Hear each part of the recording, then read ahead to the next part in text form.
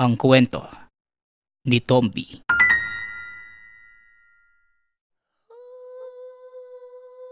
Ang kwentong ito ay hango sa totoong buhay. Mula ito sa isa nating tagapakinig na itago na lang natin sa pangalang Ferrer.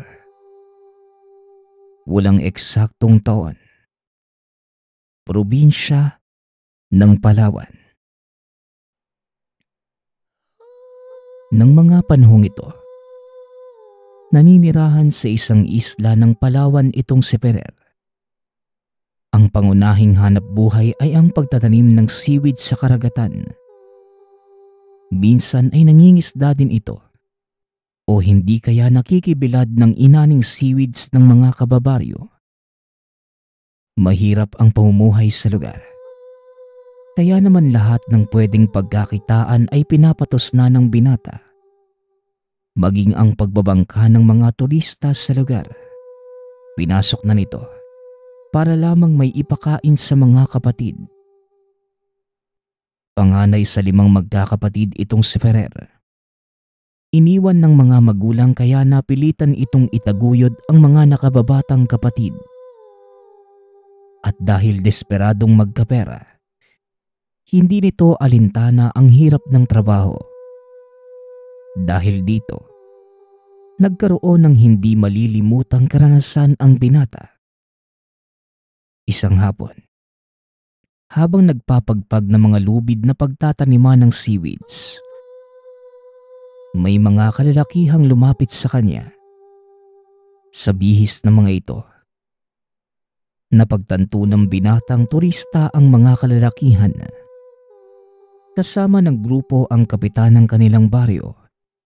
Kinausap nito ang binata. Kailangan ng mga ito ng maghahatid sa kanila doon sa kumpol. May mga sasadyain silang tao roon. Maaari mo ba silang ibangka? Magbabayad sila ng kahit magkano, Ferrer. Ano, papayag ka ba? Tanong ng kapitan. Doon lang po ba ang punta nila? Parang napakalaking halaga naman yata ng kaya nilang ibayad. Pero sige, ibabangka ko sila. Pero wag lang nila akong ipapasok sa bulsa nila. Kilala mo ko, Kap. Tugon ng binata. Alam ko, pero siguro naman hindi ka lulukohin ng mga yan. Ano, papayag ka na ba? Yung bangka ko na lang ang gamitin mo para mas malaki. Wika ng kapitan. Kaunting background sa ating karakter. Kilala si Ferrer bilang sanggano sa lugar at ilang turista na din ang ginulpi nito dahil sa pangluloko. Hindi lang sa kanya, kundi maging sa ilang kasamahang nagbabangka. Isa rin sa mga tanod ng kanilang baryo itong si Ferrer. O sige, papayag ako. Anong oras daw ba ang alis nila? Bukas na ba? Tanong ng binata. Hindi, Ferrer. Ngayong gabi na daw. Tugon ng kapitan. Napahinto ang binata sa ginagawa. Tumingin sa mga turista. Hoy kayo dyan, nasisiraan na ba kayo ng ulo? Alam niyo ba kung ano ang meron doon sa kumpol? Tanong ni Ferrer. Ngunit walang sumagot sa mga ito. Kaya napailing na lang ang binata at binaling nito ang tingin sa kapitan. Tinanong kung sinabi ba nito ang tungkol sa isla na tinatawag nilang kumpol. Ayon naman sa kapitan, binilinan niya ang mga turistang mag-ingat. Sa mga hindi nakakaalam, ang islang tinatawag na kumpol, hindi talaga totoong pulo. Ito ay ang pangkat ng mga kabahayan na itinatayo sa gitna ng laot ng ilan sa mga sinaunang nanirahan sa probinsya. At sinabi ding mula sila sa karatig pulo na sakop ng bansang Malaysia na piniling dito manirahan sa bansa. Walang sino man ang pumupunta sa lugar dahil may sarili silang batas na sinusunod.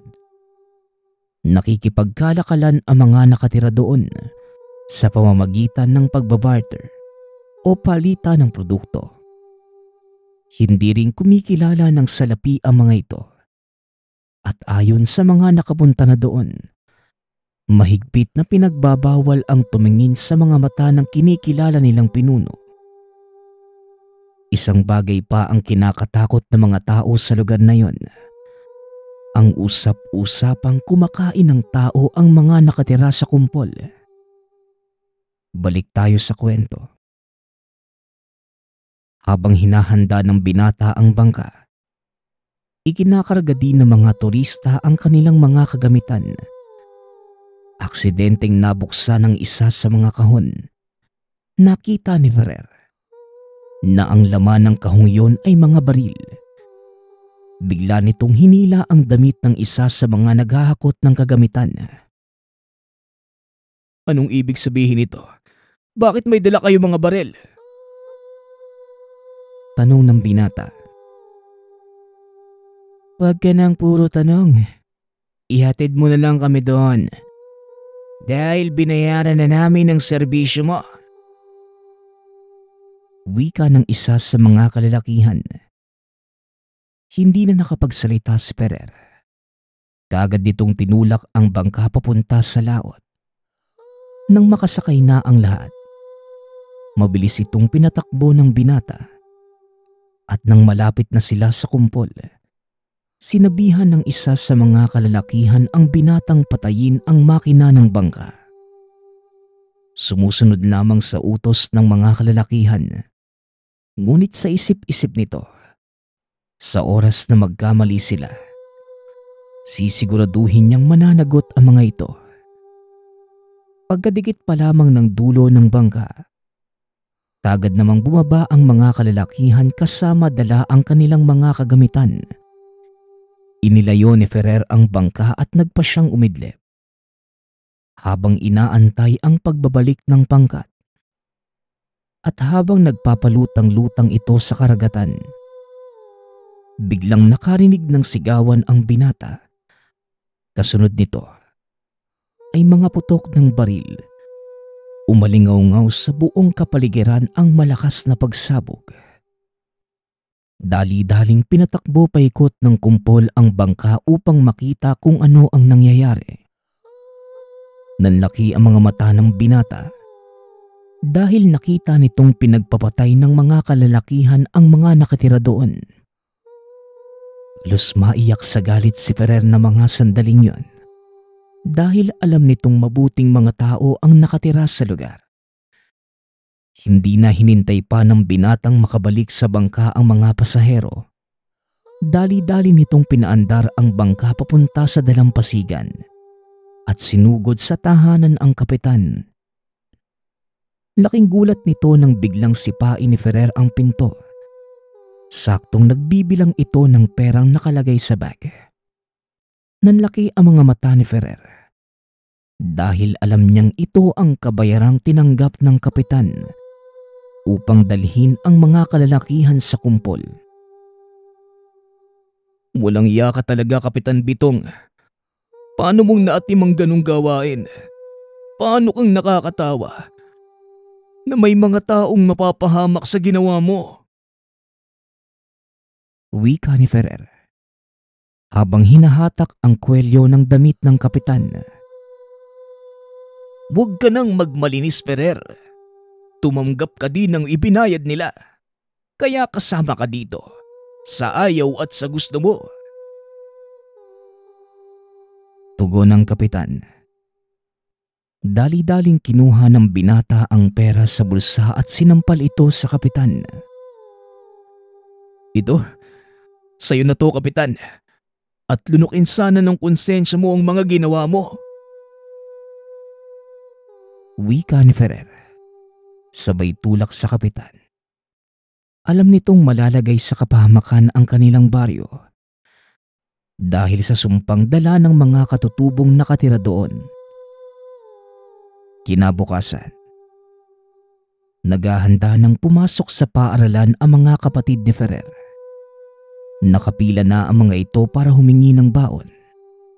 Ngunit hindi makapagbigay ang binata dahil wala itong pera. Pasensya na kayo ah. Walang pera si kuya ngayon eh. Huwag na muna kayong pumasok. Wika ng binata. Nalungkot naman ang mga ito. Nadurog ang puso ni Ferrer dahil gustong-gusto ng mga kapatid nitong mag-aral. Medyo malayo din ang paaralan mula sa kanilang tahanan, kaya kailangan pa ng mga itong mamasahe papunta doon. Ngunit nauunawaan din ng mga ito ang kanilang kalagayan. Magpagpag na lang po tayo ng lubid, kuya, para makapagtanim tayo. Wika ng kapatid nitong si Bitoy. Habang nagtatrabaho, napansin ni Ferrer ang bangka ng mga militar na papunta sa nasirang mga bahay sa kumpol. Biglang sumikip ang dibdib ng binata nang maalala ang kalunos-lunos na sinapit ng mga tao doon. Inakala ng binatang tapos na ang kaguluhan. Ngunit isang madaling araw, habang nanlalambat, nakakita ito ng malalaking nilalang na lumalangoy sa tabi ng bangka. Inakala nitong mga lumba-lumba lamang ang mga yun. Pero nang makalapit ito sa kanya, naaninag ni Ferrer ang figura ng mga taong lumalangoy. Dali-daling binitawan ng binata ang lambat at sinimulang paandarin ang bangka. Ngunit huli na ito dahil nakasampa na ang isa sa mga nilalang. Hindi nakakilos si Ferrer ng mga sandaling yon dahil isang aswang dagat ang nakasampa sa kanyang bangka. Ikaw ang dahilan kung bakit nakarating ang mga bandidong yon sa kumpol. Ngayon, tignan mo ang nangyari. Halos maubos kami. Hindi mo na inisip ang kabutihang ginagawa namin para sa inyo. Nagawa niyo pa kaming ipahamak. Wika ng aswang. Hindi ko alam na ganun ang gagawin nila. Dinala ko lang sila sa kumpol dahil kailangan ko ng pera para mabuhay ang mga kapatid ko. Tugon ng binata. Kayong mga tao, wala nang mahalaga sa inyo kundi salapi. At dahil sa ginawa mo, mawawala sa iyo ang lahat. Muling wika ng aswang dagat. Sabay talon sa tubig. Nakaramdam ng kakaibang takot si Ferrer. Kaya dali-dali nitong pinandar ang makina ng bangka. Pagkarating sa tahanan, nakahinga ito ng maluwag dahil tahimik na natutulog ang mga kapatid. Ngunit lingid sa kalaman ng binata na sa pagsikat ng araw ay siya ding oras ng pag-epekto ng sumpa ng aswang. Biboy, gisingin mo na ang mga kapatid mo. Tatanghaliin na kayo sa eskwela. Wika ni Ferrer habang naghahanda ng pagkain ng mga kapatid. Ngunit ilang minuto na ang nakalipas. Wala pa ding bumabangon sa mga ito. Kaya nagpasya na ang binatang umakyat para gisingin ang mga kapatid. Halos pagsakluban ng langit at lupa si Ferrer nang mahawakan niya si Biboy dahil malamig na ang katawan nito. At nang tignan ang iba pang kapatid, wala na ding mga buhay. Nagsisigaw ito at pinagahagis ang lahat ng mahawakang gamit sa tahanan. Dahilan para maalarma ang mga kapitbahay at tumawag ng kapulisan. Nadatnan ng mga otoridad ang binatang nakaupo sa atangan habang kalong-kalong ang bunsong kapatid. Noy, anong nangyari dito? Tanong ng pulis. Manong, wala na po ang mga kapatid ko. Pinatay po sila. Tugon ni Ferrer. At sa hindi inaasahang pagkakataon, siya pa ang napagbintangang may gawa nun. Hindi rin ito nakapagpaliwanag dahil maging siya, hindi makapaniwalang magkakatotoo ang sumpa ng Magindara. Dahil sa pangyayari, nakulong si Ferrer. Habang naroon ay lalong lumala ang kamalasang nararanasan. Pinagdiskitahan siya ng ilang preso at tanging isang matanda lamang ang naging kakampi nito. Tawagin na lang natin sa pangalang Mang Mako. Aba, puno na naman ang pasayang mukha mo ah. Napaaway ka na naman ano? Tanong ni Mang Mako. Isang hapong papasok si Ferrer sa selda. Wala naman po ko magagawa, Manong eh. Ano nga naman, pabayaan ko lang na api-apihin nila ako. Tugon ni Ferrer. Ay nako Ferrer. Bakit kasi hindi mo nalang tanggapin ang pamana ko sa'yo? Alam mo, wala namang mawawala eh. Madadagdagan ka pa nga. At isa pa, siguradong kakailanganin mo ito sa oras na makalaya ka. Muling wika ng matanda. Pasensya na po Manong ah. Pero hindi po talaga ako naniniwala sa mga ganyan eh. Wika ng binata. Bigla namang natawa si Mang Mako sa sinabi nito. Ayon sa kwento mo, aswang ang nagbigay ng sumpa sa buhay mo. Bakit hindi ka naniniwala sa mga agimat? Magkakaugnay lang din sila Ferrer. Maniwala ka sa akin. At habang hindi pa nahuhuli ang lahat, tanggapin mo ang ibinibigay ko sa iyo. Tugon ng matanda.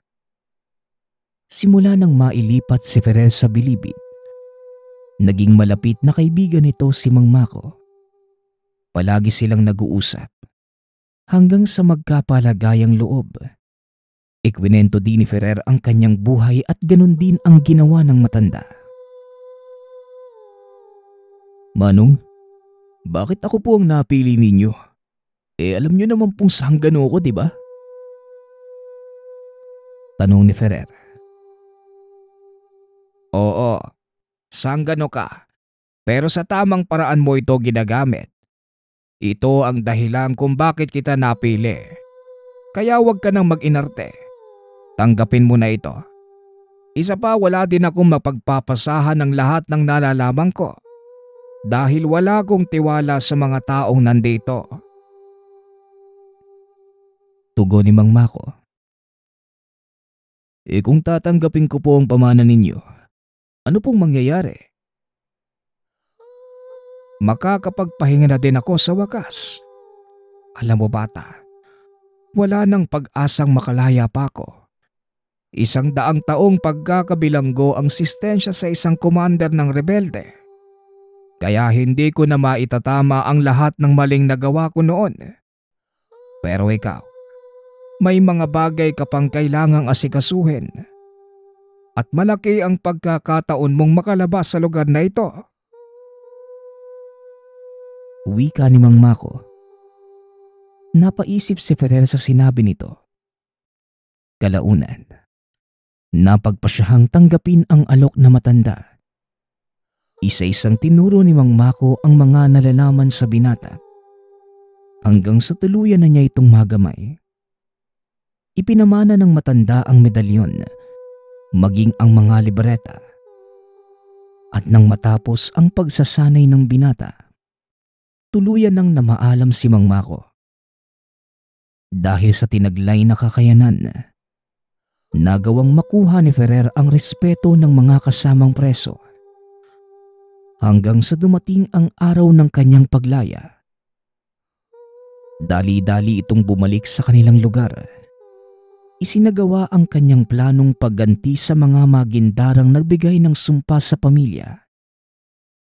Ngunit hindi nito inaasahang wala na ang mga aswang sa lugar. Maging ang kumpol. Nagmistulang tumpok ng basura na lang sa gitna ng karagatan. Hindi alam ng binata ang gagawin. Lalo lang itong nalugmok sa galit at kalungkutan. Lalo pat napagtanto nito sa sariling mag-isa na lamang siyang naglalakad sa mundo. Sa tagal ng panahong nawala siya sa baryo, may ibang tao nang umukupa ng lupang kinatatayuan ng kanilang tahanan. Walang magawa si Ferrer, kundi ang magpagala-gala sa lugar. Natutulog sa mga waiting shed at kung saan man ito abuti ng dilim. Nagpatuloy sa ganong sitwasyon ang buhay ng binata hanggang sa makilala nito ang negosyanteng tawagin na lang natin sa pangalang Fahad. Isang Muslim mula naman sa kapuluan ng Mindanao. Binigyan ito ng trabaho ang binata. Ngunit lingid sa kalaman ni Ferrer na si Fahad pala ang magiging daan para makita niya ang matagal nang hinahanap. Isang hapon, habang nag-aayos ng bote ng soft drinks, isang pangkat ng mga kalalakihan ang pumasok sa kainang pinagtatrabahuhan. Tahimik ang mga itong naupo sa isang sulok. Wala ni isa sa mga kasama ni Ferrer ang nagkaroon ng lakas na loob na lumapit sa mga ito. Dahil kilala ang pangkat na yon sa lugar. Maraming taon ding nawala ang binata, kaya halos wala na itong kaalam-alam sa mga nangyayari. Nakalimutan na din ang pangalan niya sa baryo. Nagulat ang lahat nang biglang basagi ng isa sa mga kalalakihan ang bote ng soft drinks sa kanilang lamesa. Bagay na nakapagpainit ng ulo ni Ferrer. Marahan itong tumayo, dumampot ng walis at pangdakot para pulutin ang mga nabasag na bote. Nakatitig sa kanya ang mga kalalakihan at nang makalapit na siya ng husto, walang sabi-sabi sinuntok ng isa sa mga ito ang binata. Napapikit si Fahad dahil inaakala nitong bubulagta sa sahig si Ferrer. Ngunit laking gulat ng mga naroon dahil pagtingin nila sa binata, hawak-hawak nito ang kamay ng lalaki. Unti-unting napaluhod habang namimilipit sa sakit. Sandali lang akong nawala dito . Naghari-harian na kayo. Ang lalakas ng loob niyo . Wika ni Ferrer. Pakiusap. Bitawan mo ako. Ang kamay ko. Pasensya na. Hindi na namin uulitin. Tugon ng lalaki. Sa tingin mo, ganun lang kadali ang lahat?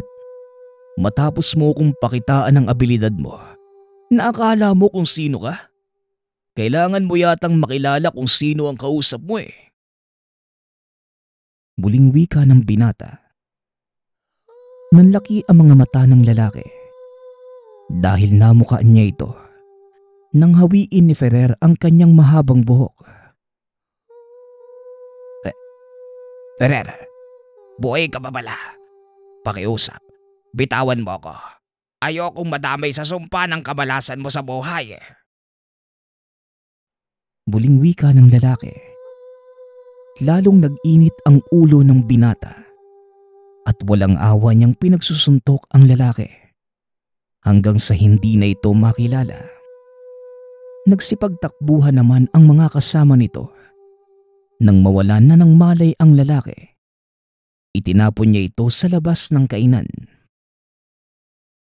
Yan ang bagay sa inyo. Masyado kayong naghahari-harian dito .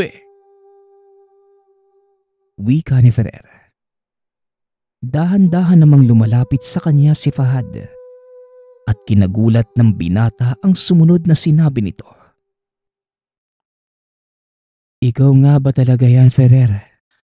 Ang kaibigan ng aming mga magulang. Matagal kitang hinanap at nagpapasalamat akong tadhana mismo ang nagdala sa iyo rito. Wika ni Fahad. Manong, sandali nga lang. Kinikilabutan ako sa sinasabi mo eh. Bakit? Ano bang ibig niyong sabihin? Tugon ni Ferrer. Naaalala mo ba ang Isla Kumpol? Isa ang mga magulang ko sa namatay. Oo, Ferrer. Isa akong magindara. At ako din ang sumampa sa bangka mo para ibigay ang sumpa sa mga kapatid mo. Wika ni Fahad. Nanlaki ang mga mata ni Ferrer. At hindi nito namalayang sakal-sakal na niya si Fahad. Alam mo ba kung paano mong sinira ang buhay ko? Alam mo ba kung paano mong inalis ang karapatan ng mga kapatid kong mabuhay? Hindi, di ba? Bakit nyo nga naman iintindihin yon? Hindi naman kayo namamatay. Wika ng binata. Patawarin mo sana ako, Ferrer. Nabulagan lang din ako ng galit. Hindi ko inakalang magagawa ko yon. Alam kong naging mabuting tao ka sa aming mga taga-Kumpol. Ngunit ito pa ang ginanti namin sa'yo. Sana mapatawad mo pa ako. Tugon ni Fahad. Patawad? May babalik ba ng hinihingi mong kapatawaran ng nawalang buhay ng mga kapatid ko? Pero ganun pa man, huli na ang lahat. Kahit mapatay pa kita, alam kong wala na din akong magagawa pa. Ang mga kalalakihang ibinangka ko papunta sa Kumpol, sabihin mo sa akin, anong ginawa nila? Tanong ng binata. Kinuha nila ang lahat ng mga ari-arian namin. Pinagpapatay ang mga nakakatanda, kasama ang mga magulang ko. Pero nagawa kong makatalon sa tubig, kaya naisalba ko ang sarili ko at ilan sa mga ari-arian namin. Nakatakas ang mga kalalakihang yun, Ferrer, at alam ko kung saan sila matatagpuan. Tugon ni Fahad. Ayon pa dito, kilalang pirata ang mga kalalakihang yun at natunugan nilang maraming ginto sa Kumpol, kaya nila ito pinasok. Mapapatawad lang kita. Sa oras na maputol ko ang ugat ng lahat ng ito, samahan mo ko kung nasan sila. Wika ni Ferrer. Huwag kang mag-alala dahil yun din ang gusto kong gawin. Tugon ni Fahad. Matapos ang pag-uusap ng dalawa, kagad na ding lumakad sina Fahad at Ferrer. Dinala ng magindara ang binata sa isang maliit na isla kung saan halos walang nakatira. Nakita ng mga ito ang maliit na kubong nakatayo sa tabi ng dalampasigan. Ayon kay Fahad, ito ang nagsisilbing lungga ng mga sumalakay sa Kumpol. Hindi na nagsayang ng oras ang binata. Dali-dali itong lumapit sa kubo. At nang mapagtantong may mga tao sa loob, sinipa nito ang pinto. Pinagsusuntok ang sinumang makasalubong. Tumambad sa binata ang pamilyar na muka. Isa sa mga pasahero niya nung gabing mangyari ang insidente. Si Baldo. Walang pagdadalawang isip sinugod niya ito at walang tigil na ginulpe. Samantalang si Fahad naman, pinagpapatay ang mga kasamahan nito.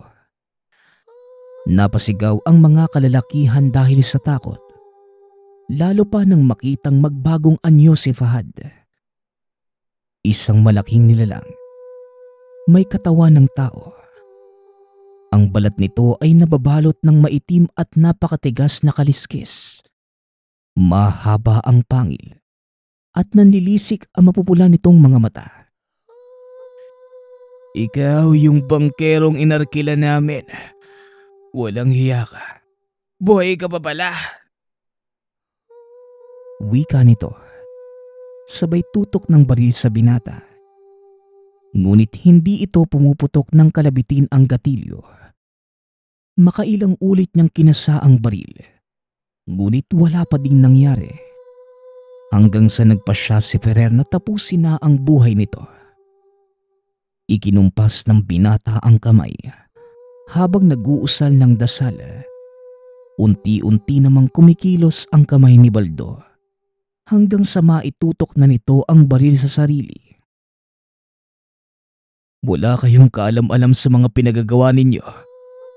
At nang dahil sa kasakiman sa pera, maraming buhay ang nawala. Kaya nararapat lang na buhay nyo din ang maging kapalit. Wika ni Ferrer. Sabay tikom ng kamao. Umalingaw-ngaw sa tahimik na kapaligiran ang malakas na putok ng baril. Kasunod nito ang pagbagsak ng walang buhay na katawan ni Baldo. Sa wakas, naipagiganti ko na din ang aking mga magulang at ibang kalahi. Ferrer, sana mapatawad mo ko sa pagkamatay ng mga kapatid mo. At bilang kabayaran, kunin mo ang lahat ng kayamanang naitabi ko doon sa kainan. Ikaw na din ang mamahala sa lugar. Ngayong tapos na ang misyon ko, wala na akong dahilan para manatili pa dito. Wika ni Fahad. Hindi na nakapagsalita pa si Ferrer dahil mabilis na tumakbo papunta sa dagat ang nilalang at dali-daling nakalayo. Bumalik ang binata sa kainan ni Fahad. Hinanap ang sinasabing kayamanan. Nanlaki ang mga mata ng binata nang matagpuan nito ang isang malaking kahon na punong-puno ng sinaunang gintong barya. Napangiti ang binata dahil alam niyang ito ang simula ng totoong pagbabago ng buhay. Sa kasalukuyan, si Ferrer na ang nagmamay-ari ng pinakamalaking taniman ng seaweed sa Palawan. Siya din ang tumutulong sa mga mahihirap na kababaryo doon upang makapagsimula ng maliit na negosyo. Bagaman walang nakakaalam ng totoong pangyayari, masaya ang mga taong may isang kagaya ni Ferrer na tumutulong sa kanila sa kabila ng pait na sinapit nito.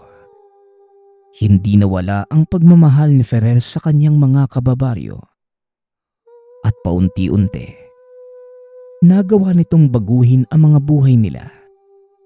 Kung dati, nag-aalala ang mga ito kung ano ang kakainin nila sa susunod na kainan. Ngayon, masaya na silang nagtatrabaho nang hindi kumukulo ang sikmura. At ito ay dahil kay Ferrer at sa nakuha nitong kayamanan ng Magindara. Ang susunod nating kwento ay mula sa isa nating tagapakinig. Naitago na lang natin sa pangalang Elmer. Walang eksaktong taon. Probinsya ng Zamboanga. Nang mga panahong ito, nagluluksa ang pamilya ni Elmer. Kakapanaw pa lamang ng Kuya Orlando dahil sa isang aksidente. Maagang nabiyuda ang asawa nito na tawagin na lang natin sa pangalang Elena. 6 na buwan nang nagdadalang tao. Kaya't ang kasakasama ni Elmer sa bahay ay ang kanyang ama't ina at si Ate Elena. Siya nga pala, 12 anyos pa lamang siya nito. Kasalo niya sa silid ang asawa ng kapatid. Siya ang nagsisilbing bantay nito at mauutusan kapag may kailangan. Isang hapon, inutusan siyang mangahoy ng kanyang ama. Abala itong nagluluto ng kopra kasama ang ina. Dahil walang sasaway sa kanya at walang nakakakita, naisipan niyang pumunta sa liblib na lugar. Mas maraming punong kahoy roon na pwedeng mapagkunan ng panggatong. Unang beses pa lamang niya sa lugar. Kapag nangangahoy dati ay sa bungad lamang. Sa pagtapak sa kakahuyan, Sa hindi malamang dahilan ay nakaramdam ito ng kilabot. Parang may nagmamasid sa kasulok-sulukan. Pero hindi niya ito pinansin. Sa kanyang sarili, baka sa isip niya lamang ito. O hindi kaya nasobrahan siya sa kape kaya ninenerbiyos. Pinagbabawalan na ito ng ina na uminom nito magmula ng kahiligan. Nagsimula na si Elmer na manguha ng mga tuyong sanga.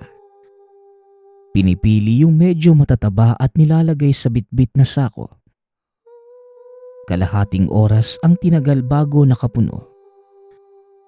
Matapos yon, napagpasyahan na ni Elmer na umuwi habang pasa ng sako. Sa murang edad, malakas na ang pangangatawan nito dahil maaga itong sinanay ng ama sa mabigat na gawain kagaya ng pagbuhat ng kopra. Pero habang papauwi, napansin niyang tila naliligaw siya. Alam ni Elmer na tama naman ang dinaanan. Nagtataka ito kung bakit naroon siya sa batis at kawayan nang wala naman kanina. Kaya sa palagay niya, baka sa iba siya lumusot. Naglakas loob siyang tahakin ang ibang daan at nagbabaka sakaling makalabas doon. Kaso nga lang, hindi niya pa rin makita ang daan. Nasilayan lamang ni Elmer na merong nag-iisang kubo doon. Alam niyang merong tao dahil narinig niyang merong nagtatadtad sa loob. Umistambay siya sa labas ng kubo. Hihintayin lamang na may lumabas at saka magtatanong. Pagkatapat sa pintuan, nakarinig siya ng malalim na pag-angil. Ang tunog nito ay hindi kagaya sa aso o sa pusa. Bago ito sa pandinig, nanunuot sa katauhan ang nakakapangilabot na tunog. Nang umangil ang hayop, saka naman huminto ang pagtaga. Nakarinig siya ng mga yabag na papalapit sa pintuan. Maya-maya lang bigla itong nagbukas. Bumungad ang isang matandang kubang lalaki. May hawak na mahabang itak at seryosong nakatingin sa kanya. Manong, naliligaw po ko. Gusto ko lang pong magtanong kung paano makalabas sa kagubatang to. Tanong ni Elmer. Makailang ulit pa siyang tinignan ng matanda. Kulang na lamang ay magdikit ang mukha sa sobrang lapit. Ilang saglit pa, ipinahid ng matanda ang dugong nakakapit sa itak doon sa dingding. Sa palagay niya, nagkatay ito ng hayop kaya abala kanina sa pagtadtad. May manok kasing pagala-gala sa lugar. Maya-maya pa, nagsalita na ang kuba. Nakikita mo ba yung daan na yon?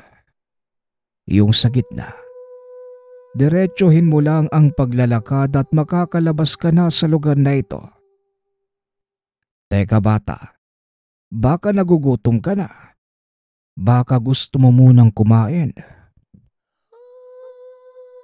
Nakangiting alok na matandang kuba. Subalit tumanggi siya dahil maya-maya lang uuwi na ang ama't ina galing sa koprahan. Baka hanapin siya ng mga ito. Hindi naman siya pinilit ng matanda. Pero nagtanong ito kung saan matatagpuan ang tahanan ni Elmer. Kaagad naman itong sumagot. Napatango ang matanda habang sinasabing, O sige, umuwi ka na iho. Pero balita ko, may buntis kayong kasama sa bahay ah. Wika na matandang kuba. Nagulat siya sa kung paano nitong nalaman na meron silang kasamang buntis. Subalit nagmadali na siya, kaya nagpaalam na sa matanda at tinahak ang daan pauwi. Habang naglalakad, hindi pa rin mabura sa isipan ang mga sinabi nito. at kung papaano ito ngumisi habang tinutuluan ng laway. Naisip niyang baka baliw ang taong yon dahil ganun na lamang kung umasta. Hindi nagtagal. Nakauwi na siya sa tahanan. Tama nga ang hinala dahil naroon na ang mga magulang. Galit na galit ang ama at naghihintay sa kanya. Natanong siya nito kung saan galing at kung bakit natagalan. Wala kasing kasama kanina si Ate Elena. Sumagot si Elmer at sinabing nanggaling sa masukal na kakahuyan at doon nanguha ng mga panggatong. Lalong nagalit si Mang Puldo, ama ni Elmer. Ayon dito, delikado doon at paano kung naengkanto siya. Nangatwiran itong nakauwi naman siya ng ligtas. Dito na natahimik ang ama at kinuha na ang panggatong. Samantalang ang ina naman, pinagsabihan siyang wag na wag nang babalik doon. Pagsapit ng gabi, habang naghahapunan, biglang bumuhos ang malakas na ulan. Tuloy-tuloy hanggang sa mag-alas 8 ng gabi. Kaya nag-igib na ng tubig si Mang Puldo dahil malakas ang kutob niya na merong darating na bagyo. Elmer, tulungan mo ako sa pag-iigib ng galon. Siguradong dudumi na ang tubig dahil magkakabagyo. Wika ni Mang Puldo. Sumunod naman si Elmer kay Mang Puldo. Matapos nilang mag-igib, napakinggan nila sa radyo na meron ngang sakunang paparating. Kaya pinag-iingat ang lahat. Maayos naman ang bubungan nila dahil gawa sa yero. Yung bintana na lamang ang kanilang sinara para hindi pasukan ng tubig. Pagsapit ng alas 10 ng gabi, nagpunta na sila sa kwarto para matulog. Ang hipag niya ang nasa ibaba ng double deck, samantalang siya naman ang nasa itaas. Habang natutulog, bigla itong naalimpungatan dahil lalong lumakas ang ulan. Inilihis niya yung kurtina kaya nakita sa bintana ng salamin ang nangyayari sa labas. Madilim ang paligid, pero dahil sa tulong ng ilaw sa labas, nakikita naman ang mga punong parang dinuduyan ng hangin. Medyo baha na rin. Kaso nga lang, meron siyang napansin sa hindi kalayuan. Ang buong akala niya ay baka puno lang. Ngunit nakita niyang gumagalaw ito at naglalakad palayo. Nangilabot siya nang mapansing kuba ang likod nung nilalang. Pamilyar sa kanya yung taong yun. Parang kanina pa nagmamatsyag sa kanila. Nabawasan na lamang ang kaba sa dibdib nang mawala na ito sa paningin. Marahil, nakalayo na ang matandang kuba. Medyo sumikip ang dibdib sa hindi malamang dahilan. Naisipan niyang magpunta sa kusina para kumuha ng tubig na inumin. Bago tuluyang makalabas ng kwarto, nakita niyang gising pa pala si Ate Elena. Hinihimas ang maumbok na tiyan. Kaya natanong niya kung ayos lamang ito. Kanina, Elmer, hindi eh. Biglang kumirot ang tiyan ko. Kalahating oras ang tinagal. Ngayon lang nawala. Sa palagay ko nga, baka sa alimuong ng lupa na naaamoy ko sa labas. O hindi kaya, baka sa, alam mo na, kaya sumasakit ang tiyan ko. Wika ni Ate Elena. Ganun po ba, ate? Gusto mo ba ng tubig o kaya gatas? Kukuha ako sa kusina. Alok ni Elmer. Sumagot ito na kahit tubig na lamang dahil nauuhaw na siya. Kaya't kumuha ito ng isang baso at binigay sa hipag. Maraming salamat, Elmer. Teka, bakit nagising ka? Dapat masarap ang tulog mo dahil maulan na. Tanong ni Ate Elena. Hindi na sinabi ni Elmer ang totoo. Nagdahilan na lamang na kanina ay malakas ang kulog kaya naalimpungatan. Maya-maya pa, sa hindi malamang dahilan ay natanong niya si Ate Elena kung meron bang nakatira sa kakahuyan. Nagtaka ito sa naging tanong, ngunit meron itong nabanggit sa kanya. Noong magnobyo pa lang kami ng kuya mo, naikwento niya sa akin yung katotohanan tungkol sa pagkawala ng kaibigan niya. Atin-atin lang to, Elmer, ha? Sana'y walang ibang makaalam kahit sila tatay at nanay mo. Maliwanag ba? Noong dapit hapon, papunta sila ng kaibigan niya sa kagubatan para manghuli ng ibon na gagawin sanang pulutan. Maraming ganun sa kakahuyan, lalo kapag sa ganitong oras. Sa kalagitnaan ng paghuli nila, merong sumunggab sa kaibigan niya. Isang asong itim na ubod ng laki. Kinaladkad yung kaibigan niya sa masukal na lugar. Hindi na niya nasundan dahil sa naging bilis ng pangyayari. Hindi niya magawang ipagtapat sa mga magulang ng kaibigan yung tunay na nangyari sa hindi malamang dahilan. Basta ang sinabi niya lang sa mga ito, hindi niya alam kung saan ito nagpunta. Pero sa palagay ko, Elmer, malakas ang kutob kung tinakot siya ng aswang. Marahil sa oras na magsumbong sa ibang tao, madadamay tayo. Kaya minarapat na lang ng kuya mong itikom ang bibig niya hanggang sa kamatayan niya. Pagsasalaysay ni Ate Elena. Dahil sa narinig, nabigla si Elmer. Hindi inakalang may ganun palang nilalang na namumugad sa parting yun. Maya-maya pa, sinabi ni Ate Elena na mabuti ay ligtas siyang nakauwi. Sobrang mapanganib ang lugar na napuntahan. Natahimik na lamang si Elmer at bumalik na sa pwesto para matulog. Sinubukan niyang sumilip sa bintana kung naroon pa ba ang matandang kuba. Nakita ni Elmer na wala na ito sa labasan. Tingin niya ay namamalikmata lamang kanina, kaya bumalik na sa pagkakatulog. Kinabukasan, hindi pa rin humuhupa ang ulan at malakas na hangin, kaya walang pasok si Elmer sa eskwelahan. Kita pa sa labas na maraming nagbabagsakang puno ng saging. Sa paglilibot ng tingin, nanlaki ang mga mata ni Elmer nang makita ang isang parte ng katawan sa sulok ng dahon ng saging. Ilang beses niyang kinusot ang mga mata kung totoo ba ang nakikita sa labas ng bintana. Pero talagang hindi nawawala sa paningin. Malaki ito at tila di galing sa hayop.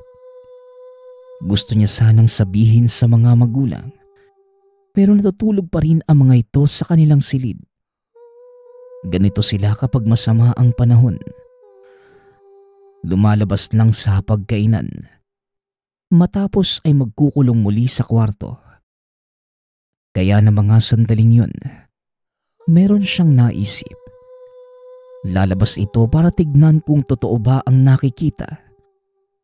Kaso nga lang, noong naroon na ay bigla naman itong nawala. Malakas ang ulan ng oras na yun. Halos mawasak na ang payong na dala ni Elmer. Kaya dali-dali itong bumalik sa loob ng bahay. Nabasa na rin ang suot kaya naligo siya sa banyo. Maraming pumapasok sa isipan ng mga sandaling yun. Baka namamalikmata siya. O hindi naman kaya baka totoo na ang nakikita. Matapos maligo, sumilip muli siya sa bintana pero wala na talaga ang nakakatakot na bagay sa labas. Makalipas ang isang oras, nagising na ang mga kasama sa tahanan. Kaya sabay-sabay na silang nag-almusal. Ang kwento ng ama, nabutas ang kanilang kisame. Maliit lamang ito kaya patak lamang ang tumutulo. Mamaya, kapag medyo humina na ang ulan, Bibili ako sa tindahan ng pangtapal. Hindi ko nga alam kung paano nabutas eh. Dahil siguro sa buong magdamag-damag ulan. Nakapagtataka kasi, pulido naman ang yerong yon at bagong-bago pa. Wika ni Mang Puldo. Hindi kaya dahil yon sa malaking ibon kagabi? Hindi ba't meron tayong narinig na dumapo? Wika ng asawang si Aling Tessie. Anong ibig mong sabihin? Aswang yon? Nako, hindi totoo yon. Baka nga siguro sa malakas na ulan kaya nabutas. Tugon ni Mang Puldo. Ngunit napailing ang ina ni Elmer. Ang sabi nito, niloloko lamang niya ang sarili. Paanong mabubutas ang makapal na yero ng tubig? Sigurado ang ginang na aswang ang may gawa nito.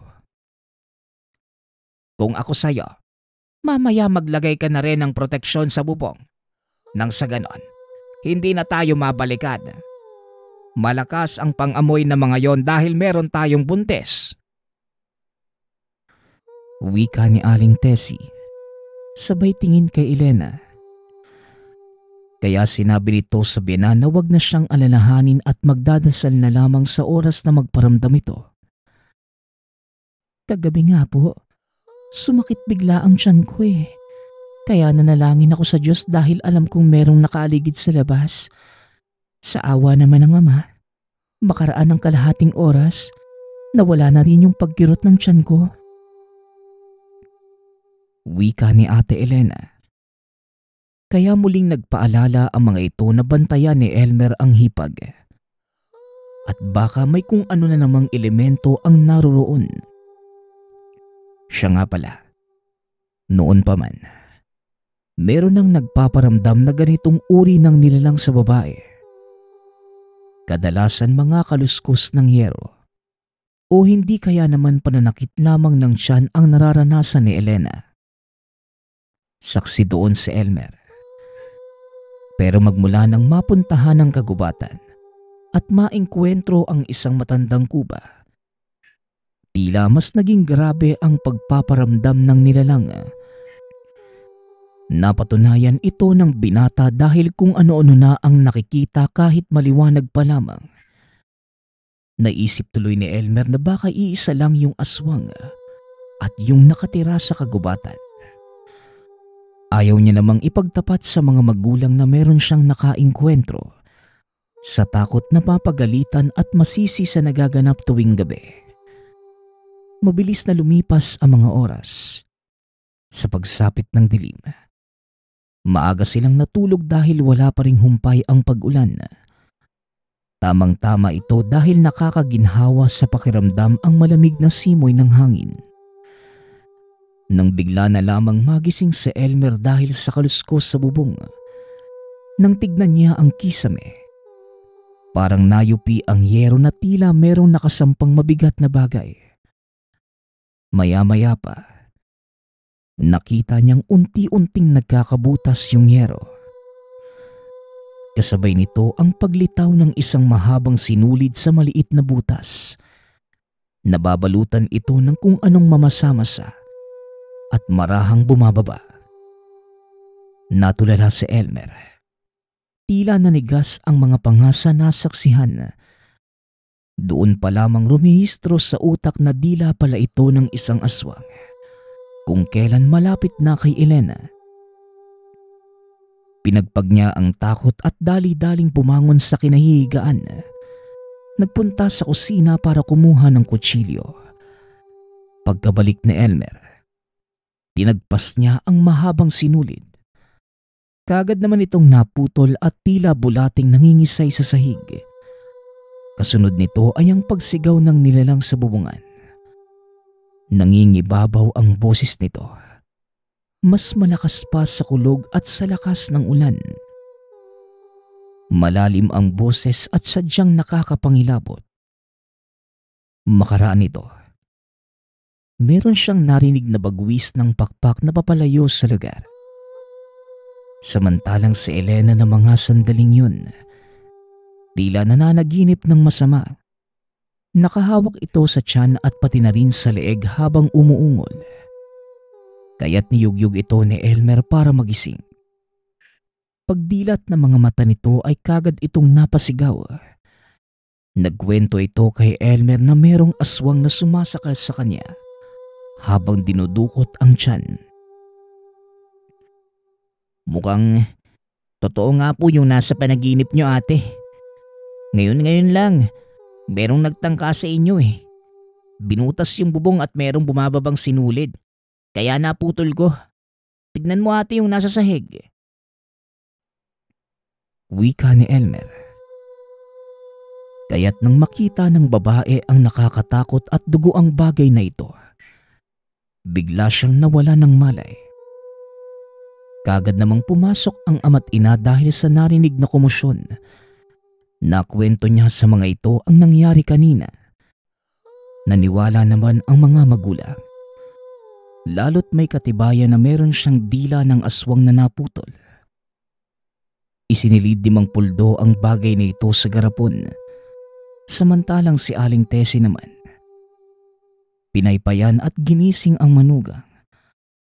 Sa awa ng Diyos ay nagising kagad ito. Naipagtapat na rin ni Elmer ang tungkol sa matandang kuba.